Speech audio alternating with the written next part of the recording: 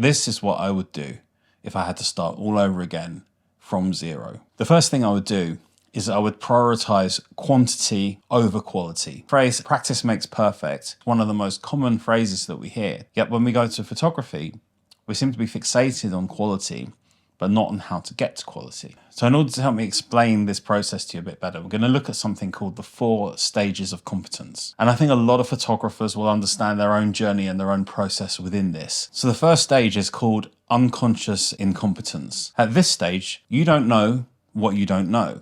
That is to say that there's a lot of concepts and ideas that you just aren't aware of. So because you're not aware of them, the world of photography and what you need to learn feels really small and relatively easy right at the start. You could sum this up by saying, at this stage, we're blissfully ignorant. And this stage is characterized by photography being fun, and you don't care too much about your settings, about your editing, about what you're doing, or even what you're photographing. You photograph anything and everything, and you actually make some pretty decent progress by doing this. But eventually your progress slows, and you start looking out into the wide world and thinking, well, what else is there? As you do that, you enter the next stage, which is called conscious incompetence. At this stage, you start to realize, oh, I'm only at base camp. The mountain's in front of me. There's a hell of a long way to climb to get to the top, because we're looking up and thinking, wow, that's a long way to go.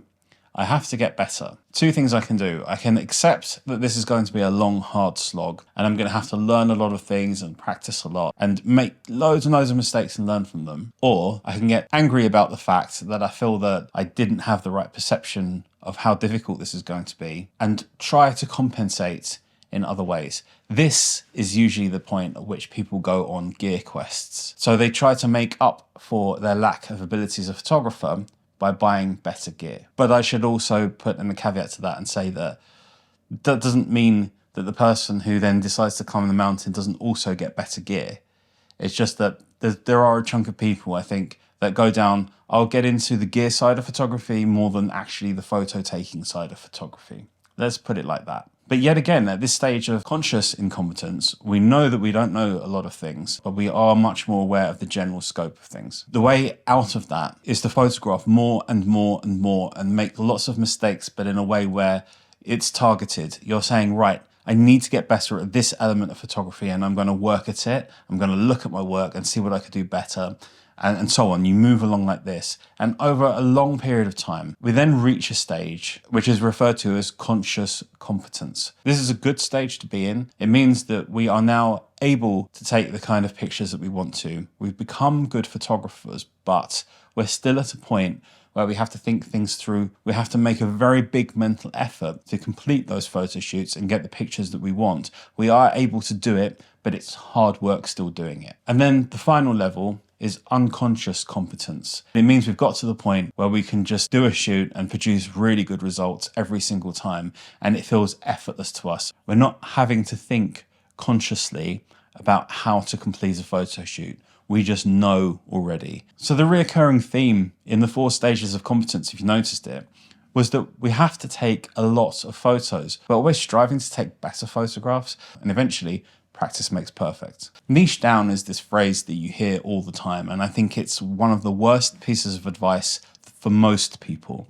It becomes extremely relevant when you want to become a professional photographer. I'm sure most of you have heard of the expression, jack of all trades, master of none. That's an incredibly misused phrase because the real expression of jack of all trades, master of none has another sentence to it. So the full expression is a jack of all trades, but a master of none, but oftentimes better than a master of one. And what this means is that while it can be useful to be a master of something, most of the time it's more beneficial to most people to be a jack of all trades. And I would really agree with that, especially in the learning process of photography. This isn't about professional photography. I'm talking about when we're learning. You learn so much by shooting different genres of photography. They will each teach you different skills. You'll learn things from macro photography, astrophotography, landscape, portrait, wildlife, anything like that. You will learn a whole different bunch of skills about photography. Sort of 70 or 80% of photography is kind of all the same, but you learn the extra 20 or 30% by studying other genres because you don't know what that genre is going to teach you until you actually do it. What I think you should do is just shoot anything that interests you. When I say anything, I would also incorporate the idea that not everything has to be a specific genre. You can just photograph stuff. You don't have to be in the mindset all the time of like, this is a portrait, this is a landscape, this is a whatever. My next piece of advice is everyone should learn how to edit properly. Doesn't matter what software you use to do it, but everyone should learn to edit properly. I remember a photographer called Jeremy Cowart speaking once, and he said, editing is half the game, and sometimes it is the game. And in my experience now, I'd say he's absolutely right. And I kind of realized this really early on in my photography career. Everything that you see, all of the movies, all of the adverts, and all of the photography that you see is edited properly. And that's the phrase that I want you to think of. It's edited properly. It completes the vision that the artist that was doing it set out to have. Now, this comes back to the stage that we're at, where we were talking about conscious incompetence. And they know that that mountain is in front of them that they have to climb. Half of that mountain is made up with composition and lighting, and the other half is made up of editing. That is a fact. You will hear the phrase, but I like to get it right in camera. That has nothing to do with editing, nothing to do with it. Because everyone who edits is getting it right in camera too. That's just a given. The point of editing is not to fix a bad picture. The people that use phrases like, I like to get it right in camera, are the people that are going to get stuck at base camp because they're like, I don't need to climb that mountain. I like to get it right in camera. I don't need to learn lighting and composition. It just comes to me naturally. That is exactly the same attitude. All of those great photographers, all their work is edited. All of the movies that you like, all edited. The mindset of trying to make it appear that good photographers get it right in camera and bad photographers need to edit their work, that's just an excuse for laziness. Learning editing is hard at first, but you quickly get to the point where it starts to get easier and easier and easier. Then it can become as fun or more fun than the actual photography itself. People like Ansel Adams spent hours and hours in the darkroom perfecting his photography to make sure that it was just the way he wanted it to be. And I bet he got an absolute kick out of that as well. I'm sure there were times where he was frustrated and he thought this is taking a long time. But I'm sure there's also times where he was like, yes, I've got that result. I've got that look that I wanted and it's worked. And there's my picture. There's my piece of art. If you deny yourself the process of learning editing, you will miss out on those experiences. And you will not get to the level of photography that you want to get to. For me, there's 4 pillars in photography. It's composition, it's lighting, it's the idea or the concepts behind the picture, and the editing. You need to have all 4 of those together in order to make a good photograph. I would suggest to you that you spend half your time learning editing and half your time learning lighting and composition. Now, onto my next piece of advice. I can't tell you how many friends I've made online, how many opportunities I've had and jobs I've got from being online, the experiences that I've had, and the incredible nice feedback that I get. My experience of people has been 99.9% absolutely amazing on social media. You guys are an absolutely lovely bunch. You really are. There's only every so often that I come across someone who's a bit of a jerk or something and not a nice person. Share your work on social media. Whether you go to Instagram, 500 pixels, Flickr, Facebook, or wherever you want to share your work on a regular basis, especially when you're new or you're a beginner. But even if you've been doing photography for 10 years, you can still say, I'm a beginner. Don't be afraid to have that kind of mindset. In fact, I think it's more productive to always just class yourself as a beginner until you reach that stage of unconscious competence. And then you can say, I'm an experienced photographer. And your real fear is that people are just going to trash and go, that's rubbish. Why did you do that? Don't you know how to use a camera or something? I don't know. You know what the fear is? And I get that.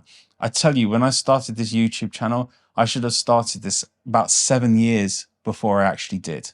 And the reason I didn't do it was mostly revolving around, well, what are people going to think? What are they going to say? Are they going to like this? Are they not going to like this? And then when I started it, at some point, I just thought, you know what, I just have to jump into this because I know that because I knew I'm not going to be good at making YouTube videos, even if I think I'm a reasonably competent photographer. And yeah, it was hard, but wow, people are really nice, really, really nice. And so I would encourage you to get on social media because you'll make friends. Even if they just stay as online friends, that doesn't matter. It'll encourage you. It'll make you feel like, oh, I'm actually a photographer now. I'm actually doing things. I'm putting things together. You don't know what's going to come out of sharing your work online. Through sharing my work online, I've had trips around the world, so many different experiences, been invited to different events. It's incredible what happens over the long term when your work is online, not knowing the things that you don't know, not being aware of them. I think social media definitely falls into that category. You're hesitant to share your work, but if you only knew of all the great connections and things that can happen to you when you share your work, you would be sharing it immediately. You'd be straight out there and thinking, I'm just going to go for it and I'm going to do it. And my next piece of advice, enjoy the process, enjoy it, because when I look back on different various stages of photography as I've gone through this process and where I'm at now as well, it's continuously enjoyable and often frustrating. And I think it's easy to get caught up in the, it's hard to make progress and I'm stuck. You will plateau a lot. That's normal. And you can plateau for a year at a time sometimes, or even more, where your work just kind of stays the same. You don't feel like you're making progress. And then you can have moments or months where suddenly everything's racing ahead. And so progress for me has not been linear. It's not been like a straight line. It's very much been like plateau, then, oh, better, plateau, then get better. The way out of ruts is to shoot more. It comes back to what I started the video with, which is quantity over quality. The more you go down the photographic route, you will find that you strive for quality over quantity. That's just human nature. I think that's natural to do. But what you should do when you start to feel frustrated or it starts to feel like it's getting difficult to make progress is go back to, oh, I need to shoot more to get ahead. So you'll go back to quantity. And when you go back to quantity, it's just shooting more, just doing it. Just get out and do it. Don't think too much of, but what's the project? What's the idea? What am I? No, just do it. Just go out with your camera and shoot and shoot together. And what will happen is the quantity will again lead to quality. What piece of advice would you give to a beginner photographer? Leave that in the comments down below. I'd love to hear I'd love to hear your opinions. And if I like some of them, I might feature them and credit you in a future video by adding more of these points. What pieces of advice do you have for new photographers? I actually think this video might interest you. It's called Photographers Stop Wasting Your Money. It might be a little bit eye-opening. If you've liked what I've said in here, it'll probably help you down the right route with some of the gear choices that you might make as well. I've also got a whole load of links in the description. Go and check some of those out. If you're new here, please consider subscribing, and I'll see you again in the next video. Take care. Bye-bye.